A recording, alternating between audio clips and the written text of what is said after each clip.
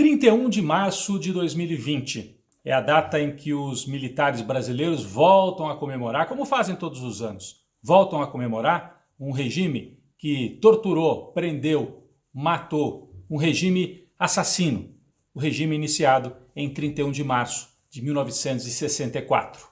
Essa é a data também, agora em 2020, 31 de março, em que o Brasil avança nas conversas para tirar do poder Jair Bolsonaro, um militar que é filho da ditadura de 64. É um filhote da ditadura. Jair Bolsonaro passou 30 anos defendendo torturadores e ditadores.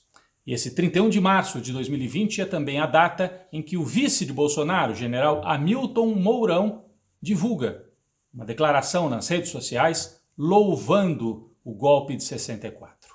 Vejam só, portanto, a encruzilhada em que nós estamos. Um momento muito difícil no Brasil. Se Bolsonaro cair, fica no lugar Hamilton Mourão, um general que apoia e louva a ditadura militar.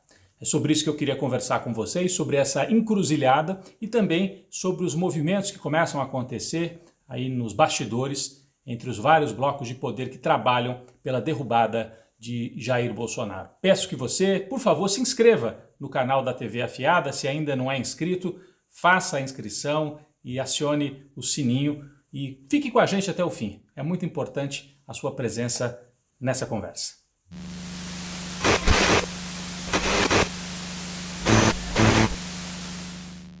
Um fato novo ocorrido na última segunda-feira, 30 de março. As principais lideranças de esquerda e de centro-esquerda lançaram um manifesto pedindo a renúncia de Bolsonaro.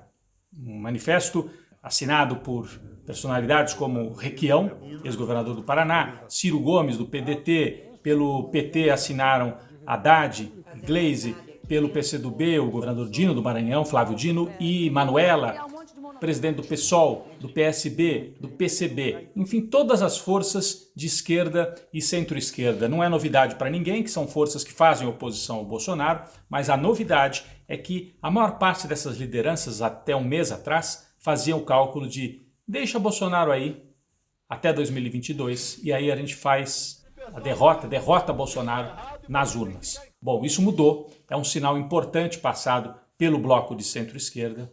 Um sinal para quem? Para o pessoal da centro-direita, para Rodrigo Maia, principalmente. Por quê? A centro-esquerda tem gente, não para colocar na rua, porque as pessoas estão isoladas em casa, mas tem 30% do país tem capacidade de mobilização. Mas quem tem os meios institucionais para eventualmente derrubar, pressionar Bolsonaro é a centro-direita.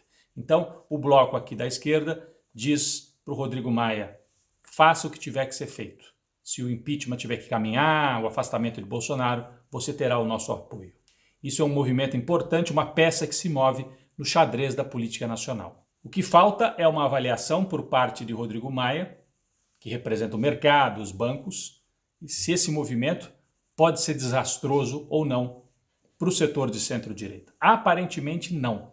Começam a avançar as negociações e o entendimento para que Mourão fique no poder até 2022, se Bolsonaro for afastado, o vice assume, e em 2022 Mourão não se candidata, abre mão da reeleição, e aí a chapa seria a chapa Dória e Rodrigo Maia para concorrer em 2022. Esse seria o arranjo, né, que nós temos por enquanto. E Bolsonaro, como é que está lidando com isso?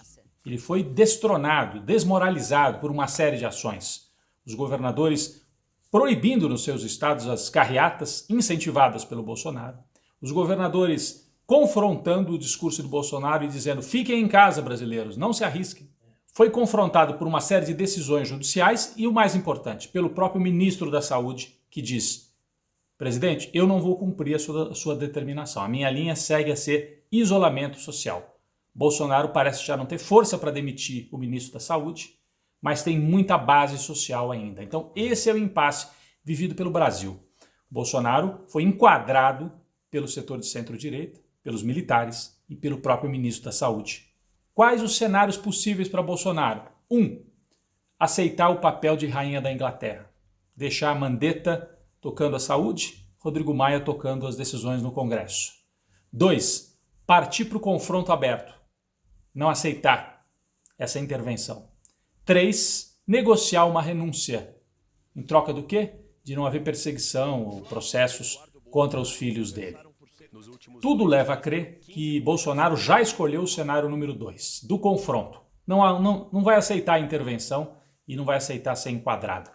Deu o contra-ataque já, a cena patética que nós assistimos, a entrevista coletiva do ministro da Saúde, cercado por outros ministros, vários deles inclusive militares, um deles fardado com aquela cena, voltamos a 64, né? Com aquela cena insólita daquelas medalhas ridículas penduradas ali na farda para expor o poder militar na hora da entrevista coletiva. Uma intervenção clara dos militares sobre o Ministério da Saúde. Bom, o que isso significa para o Brasil?